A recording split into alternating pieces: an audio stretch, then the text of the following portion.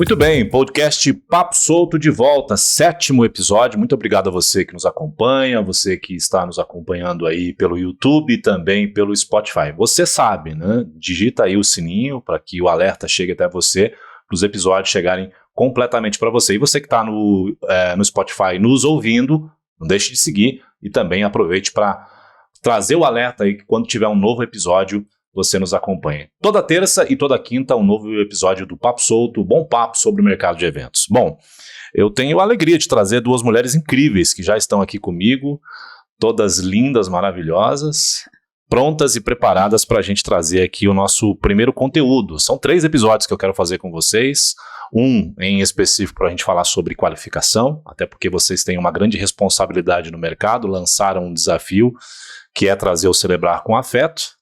Aqui está elas, Jamila Maia, Lídia Vaz, com S, minha querida. Com S, por favor. Bem-vindas, queridas, tudo bem? Obrigada, Tudo boa jóia, tarde, querida. Anderson. Grande alegria estar aqui com vocês hoje. Muito bom, principalmente para falar de mercado de trabalho, né? Sim, a gente tem que estar sendo uma construção constante, como é o trabalho do Celebrante. Acho que toda oportunidade que a gente tem para conversar sobre e criar mais sobre é muito bem-vinda. Informação hoje é o grande petróleo, né? Não petróleo, mas petróleo de todos os nossos segmentos. Bom, queridas, eu queria trazer para vocês aqui o Celebrar com Afeto, que é o curso online que vocês têm, uma metodologia online que vocês têm para trazer novos celebrantes, para formar novos celebrantes, ou então para dar um up aí na vida dos celebrantes que já executam esse trabalho. E a ideia aqui do podcast, você sabe, né? A gente é trocar experiências e fazer o nosso mercado evoluir cada vez mais. Então, acho que eu vou começar fazendo uma pergunta assim básica, que é a questão da construção, né? O que é um celebrante em construção? Ou como constrói um celebrante? Surge assim do nada? Né? Você sabe que hoje eu tô com a camisa do mundo invertido, né? Esse mundo invertido dos celebrantes, como é que fica nessa construção, meus amores? Você quer começar, Ali? Posso começar. Vai lá. Bom, assim, eu acho que hoje em dia, diferente de quando eu comecei no mercado, que naquela época, assim, nem sei se tinha cursos de celebrante e, assim, acho que tinha um só, que na verdade não me interessou na época.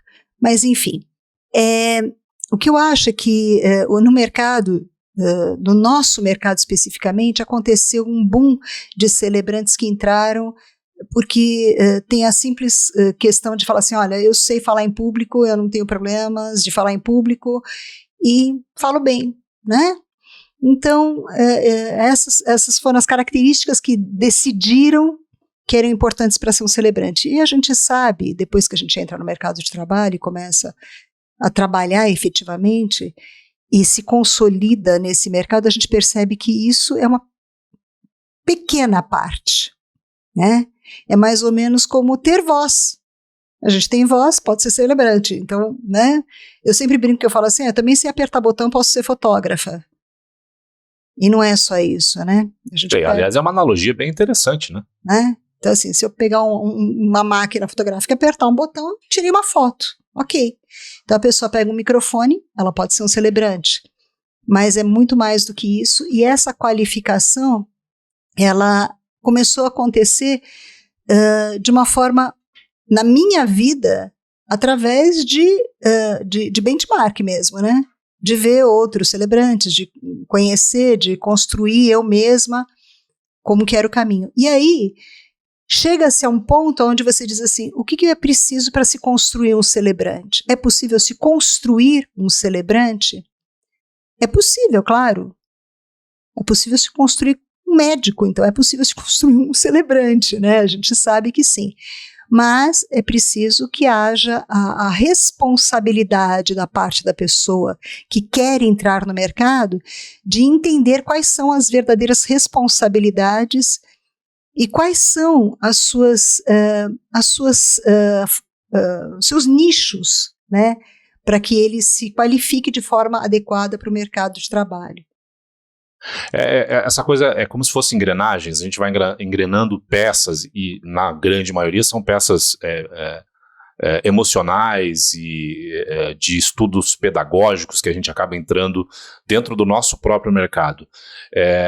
você, Jamila, dentro dessa ideia de construção, você consegue ver isso, separar essas peças para uni-las, ou isso é individualmente? O professor faz isso, você como mentora faz isso, ou é o próprio mentorado, o próprio aluno que entende essa construção? Eu acho que tem uma soma aí, Anderson. Porque quando alguém me pergunta sobre esse tornar-se celebrante, eu sempre trago muito a questão do quanto esse é um trabalho vocacionado, né? Um trabalho muito guiado pela questão de você sentir um chamado, né? Você sentir atraído a essa tarefa e de uma maneira muito específica, que não é, por exemplo, uma lista de profissões. Eu brinco que não tem celebrante lá na FUVEST para você escolher com 17 anos. Né? A gente normalmente coloca muito da nossa bagagem pessoal, né, na decisão. E a gente também não vê os nossos filhos falando assim, eu quero ser celebrante quando eu crescer. Né, meu filho nunca falou nada assim pra mim. Eu também não. Né, principalmente quando eles veem a gente trabalhando de fim de semana.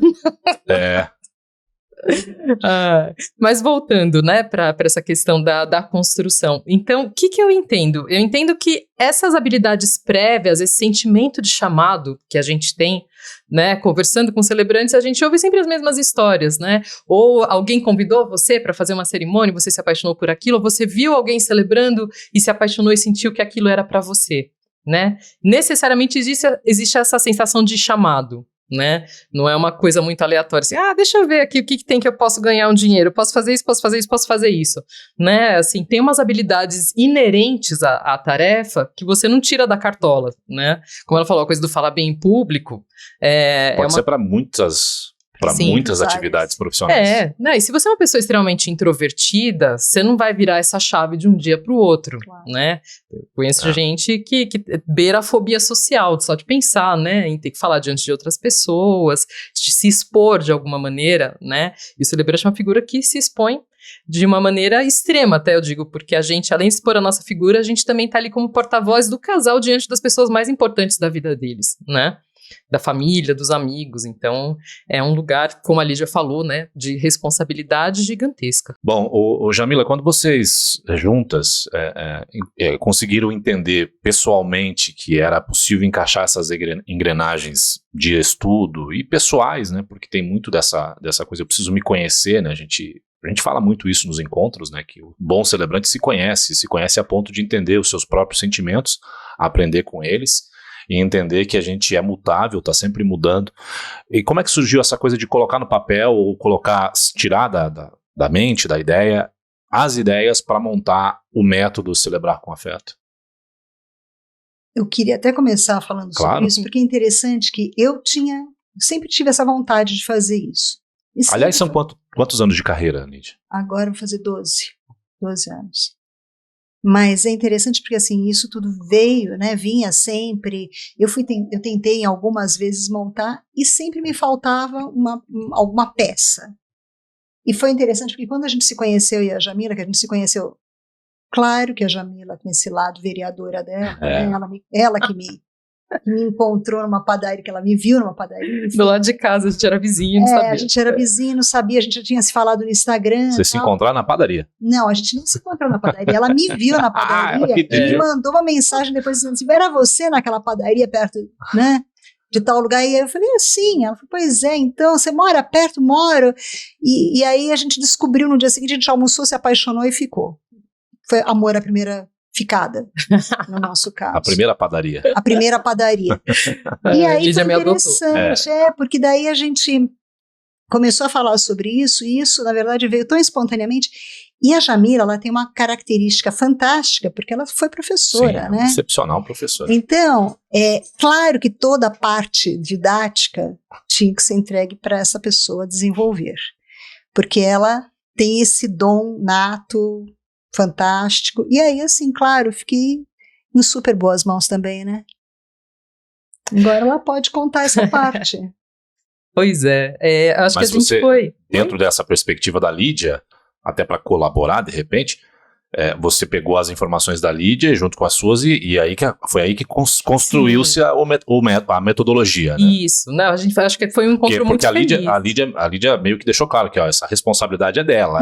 Aqui só tem afeto, só tem amor. Não, eu quero entender essa ligação. Ai, a gente se conheceu num momento, eu já vinha, né, na construção da minha carreira, mas com bem menos tempo de bagagem do que a Lídia. Você tem quanto tempo de carreira? Eu faço 5 anos agora em setembro, né? Então a Lídia estava aí 7 anos na minha frente, né? E tendo iniciado num momento muito mais árido de mercado, em que eu imagino que o mercado recebesse até a figura da mulher celebrante de outra maneira. Eu sei que a Lídia não gosta desse assunto, mulher celebrante. Eu quero falar sobre isso. Mas ela é precursora, né?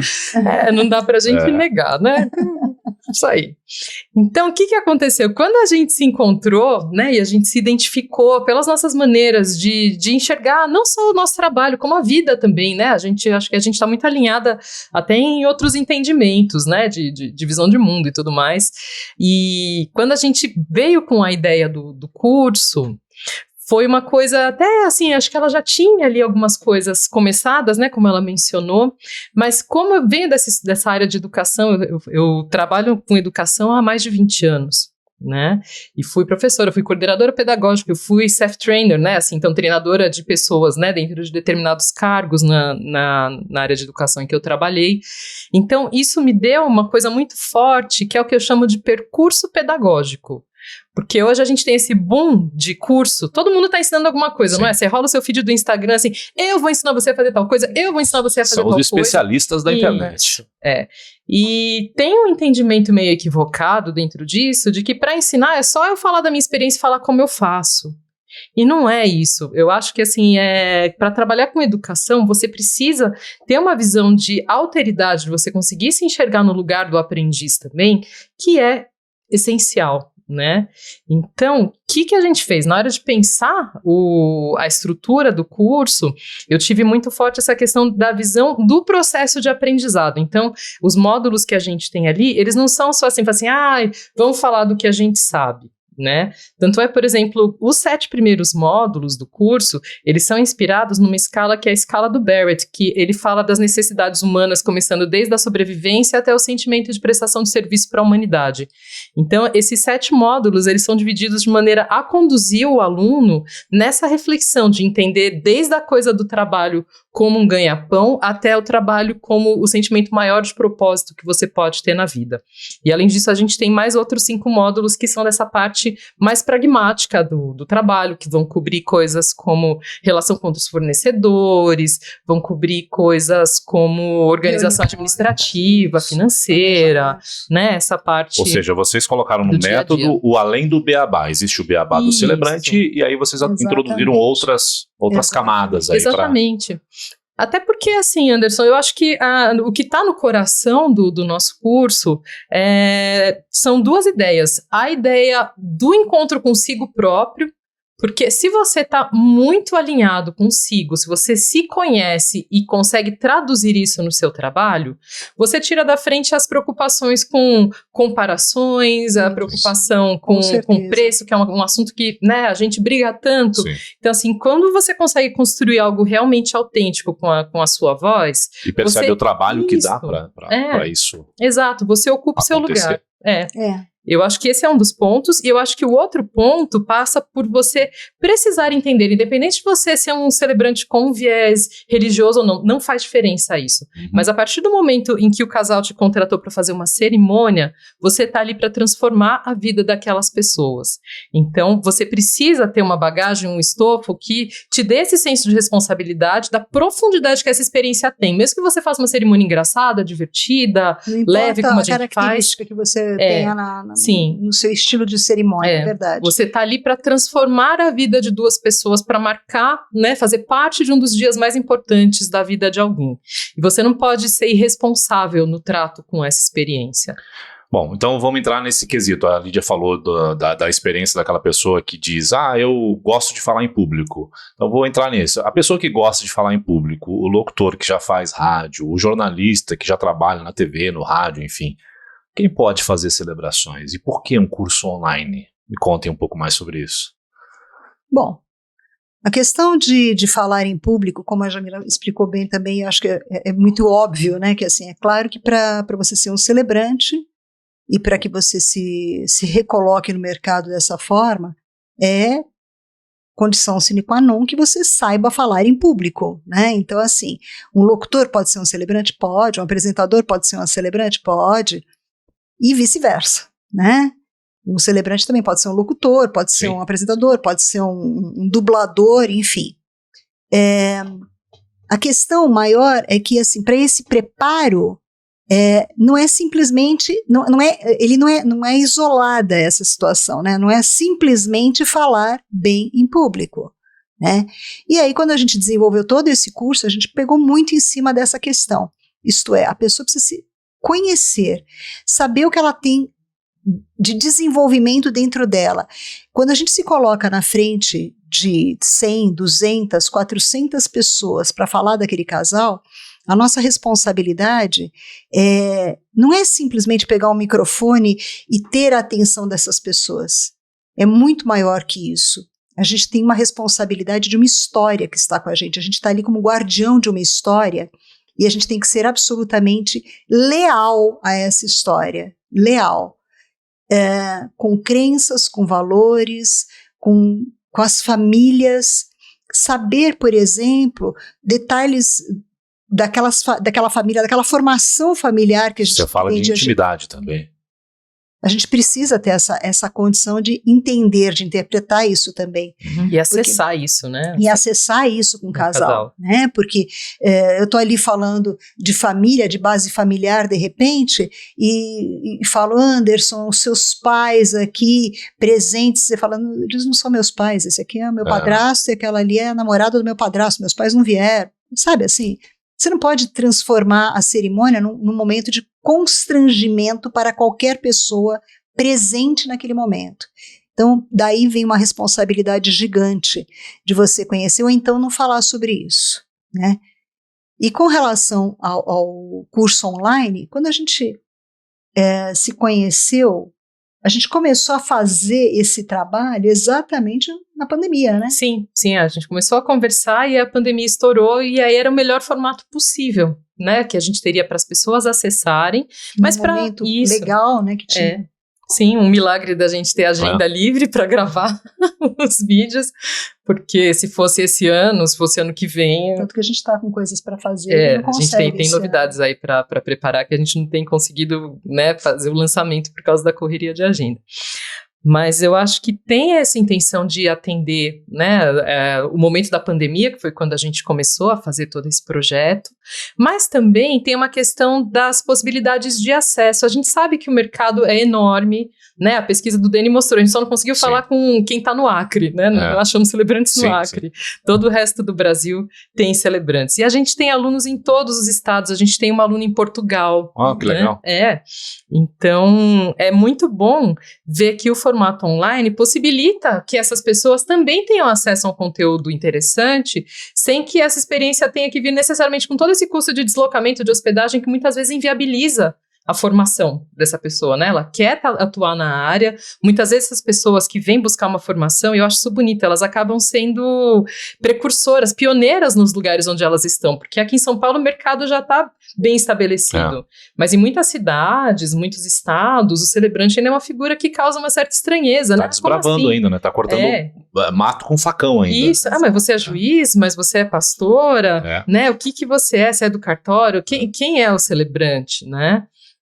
Então, muitas pessoas estão buscando qualificação, também estão à frente de apresentar essa nossa profissão para o lugar onde elas estão inseridas.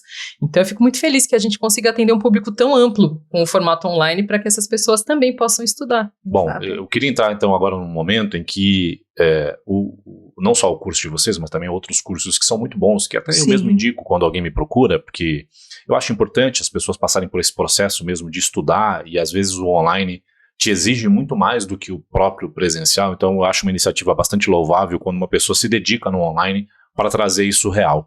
E aí eu queria falar de 2 pontos, porque o nosso mercado de celebração não é um mercado assim tão antigo, mas também não é um mercado tão novo, porque já temos celebrantes que celebram no formato social, sem religião ou sem registro civil há um bom tempo, mas ela ganhou uma força há poucos anos, talvez 5, 6 anos, com uma força assim, evidente no mercado. Sim. Por alguns movimentos, ou até pelo próprio mercado que exigiu isso, os casais pediram. Cultural, né? Uma mudança, né? Nada é permanente, exceto a própria mudança, né? Então eu queria falar exatamente desses dois temas, né? O que não pode faltar num celebrante e por que a gente ainda tem um grande problema com o celebrante amador? Exatamente por causa dessa construção. Aos poucos os celebrantes estão vendo a importância da qualificação, mas ainda o mercado pede celebrantes mais profissionais. Então eu queria perguntar para você exatamente isso. Qual que é o maior problema desse celebrante amador e o que não pode faltar num celebrante profissional? Posso? Quer começar? Pode começar. Bom, eu acho que assim, como eu falei, quando eu comecei, eu era meio única mulher no mercado. Foi muito estranho entrar no mercado e ver as pessoas estranhando, né? Quando eu chegava com o meu ex-marido na época para celebrar, e as pessoas iam direto para ele para levar o microfone, né? E falar: o senhor vai ficar posicionado? Ele falava: não sou eu, é ela. Oi, né? Ela vai celebrar? Ok. E aí, o que eu percebi que assim, de repente um dia eu acordei, olhei para minha rede social e falei: olha, tem mais uma celebrante aqui, olha, puxa, olha quem se tornou celebrante, né? De repente, Kátia Ferrari, eu tinha casado a Kátia Ferrari se tornou celebrante, olha só que fantástico. Adriana Santos se tornou celebrante, eu casei a Adriana Santos. A Iracema, que veio da área de assessoria, se tornou... E aí eu comecei de repente isso a gente contava ainda nos dedos, Vera Bernini, tinha a Esther, lembra? E aí assim, a gente contava assim, quem eram as mulheres do mercado. E aí foi tomando uma proporção tão grande isso que, de repente, hoje, eu não faço a menor ideia de quantas mulheres nós temos no mercado. A pesquisa apontou 51% masculino e 49%. Mas qual que é o número absoluto disso? Nós temos esse número? 409 celebrantes responderam à pergunta. Então, meio a meio, entre homens e mulheres. É só a gente olhar que no grupo feminino também deve ter mais de 200 mulheres naquele grupo de celebrantes, né? Ai, quase isso. Então, assim, é um número tão grande e que bom, né, que aconteceu isso. Agora, o que aconteceu também foi que, assim, muitas pessoas se aventuraram nessa área. Essa é uma realidade, a gente precisa falar sobre isso. As pessoas se aventuraram pelo simples fato de dizer assim, bom, para ser celebrante eu não preciso de uma formação, eu não preciso investir num produto, no escritório. Eu não tenho custo de eu não tenho custo mão de obra é só minha mesmo. É minha, né? E material aí, pouco, né? Exato. E isso trouxe muitos aventureiros para a área. E esses aventureiros a gente soube de muitos que entraram e saíram. A pandemia mostrou muito isso. Muitos se fixaram, muitos estão se consolidando, mas a gente percebe claramente que quem está se destacando foram os profissionais que de alguma forma buscaram qualificação. E quando a gente fala em buscar qualificação, eu falei isso no encontro do novo cerimonial, a gente está falando dos cursos, mas a gente não está falando só dos cursos, a gente está falando de qualificação em todas as áreas. Eu lembro que a gente estava falando sobre isso lá no encontro, de falar assim, olha, o celebrante, um bom celebrante é aquele que vai procurar curso, não só na sua área, ele vai fazer... se é curso de oratória, legal. Curso de escrita criativa, legal. Mas ele vai fazer curso de culinária, ele vai fazer um curso de artes, ele precisa expandir seu olhar, seus conhecimentos em todas as áreas. O lado humano é fundamental, né, para isso. Sim. Não vai ler só livros técnicos que são importantíssimos, mas ele vai ler romances, ele vai ler livros, ele vai ler poesia, ele vai ler um monte de coisas. Ele vai se programar para ser uma pessoa que sempre vai buscar conhecimento em todas as áreas. Então a resposta a essa pergunta do que um celebrante profissional não pode deixar de ter é a curiosidade, a vontade, o estudo, é por aí, Jamila? Eu acho que eu até complementaria um pouquinho o que a Lídia está colocando, e até que você trouxe a questão do celebrante amador, né? Sendo que a gente desenvolve uma atividade que não exige um diploma, uma filiação de ordem, como é, por exemplo, você ser advogado, ser médico, né? Você tem no mercado muitas pessoas que são iniciantes, por exemplo. Todos nós que estamos aqui fomos iniciantes algum dia e muitas vezes começamos sem muita base, né? Falei, bom, vou tentar, vou pesquisar, ver o que eu acho por aqui. Então, eu acho que o que diferencia o celebrante profissional do amador é a postura que ele tem em relação ao que ele está fazendo. Né, para mim, o amador é aquele que leva isso como, é para eu tirar um extra no fim de semana, né, isso aqui eu tô fazendo, mas é só para quebrar um galho, né, não é uma coisa na qual você investe de verdade, né. É a palavra que o Anderson ama, eu amo essa palavra, posicionamento. Exato. Eu adoro isso. Eu também, assim, a gente bate muito nessa tecla, inclusive no próprio curso, né, porque a partir do momento que você encontra o seu lugar, encontra a sua voz e você se posiciona naquele lugar, né, eu não sei quando foi a última vez que alguém me mandou um pedido de orçamento e respondeu assim, nossa, mas tá caro. Eu não passo por isso, Anderson, porque eu aprendi a comunicar o valor do que eu faço e ajustar o valor que eu pratico com a expectativa do meu mercado. Pode até não estar no orçamento do casal, isso, aí a mas pessoa... não está caro. Isso. É isso que é diferente, tá? Porque às vezes a gente fala isso, dá uma sensação de que assim, a gente tá barato. Não, a gente não tá barato também, não é isso. Sim. Mas é um posicionamento que faz E esse ponto do posicionamento é importante porque a gente teve há 2 episódios atrás aqui do podcast o Dani falando sobre a pesquisa. E o ticket médio em São Paulo está em torno de R$ 1.600. E tem celebrante que não faz nem por metade desse preço, ou seja, cobra realmente muito, muito, muito abaixo do próprio ticket médio que uma pesquisa em São Paulo mostrou. Anderson, eu sou meio polêmica nesse ponto, se você me permitir. Não, claro. Eu falo, eu sempre brinco assim com a referência da camiseta.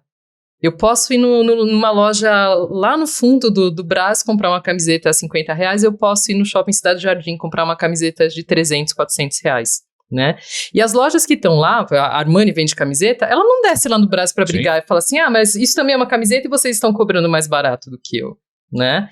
Então, eu acho que sim, se você entrega um produto que tem um determinado perfil, você tem que praticar um preço de acordo.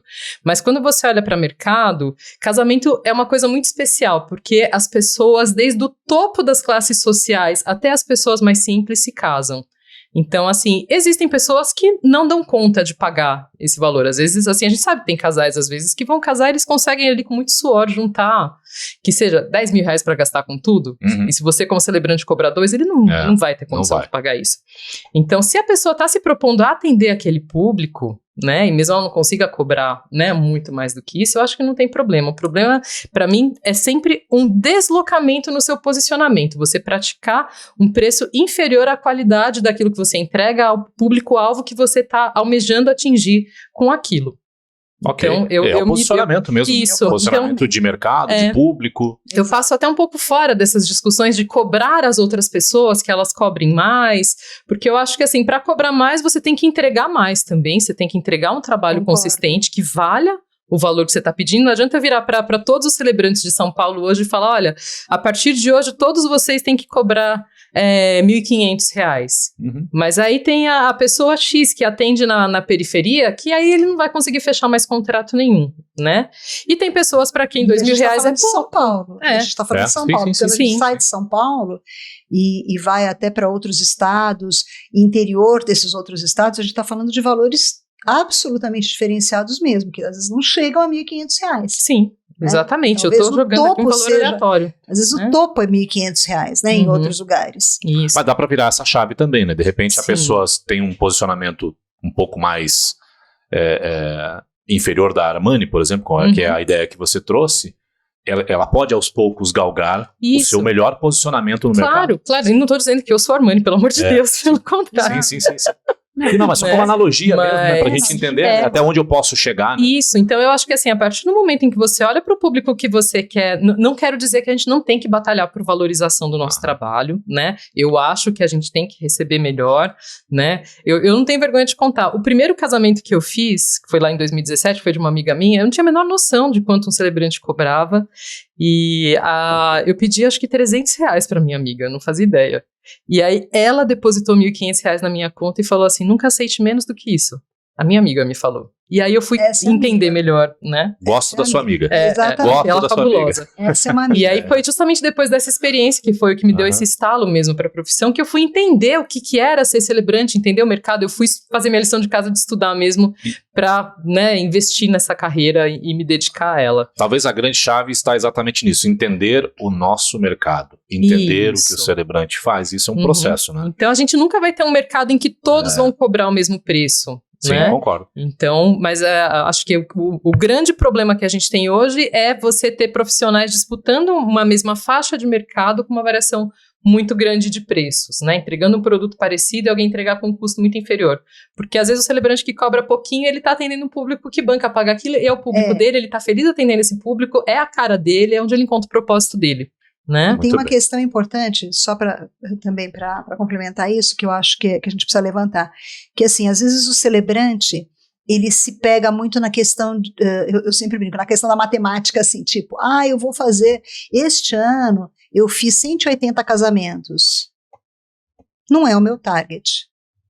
Não é o meu target, entendeu? Então, assim, o que você quer mensurar exatamente no seu trabalho? Você quer fazer uma quantidade de casamentos gigante, porque você está cobrando menos. Obviamente, você está cobrando menos.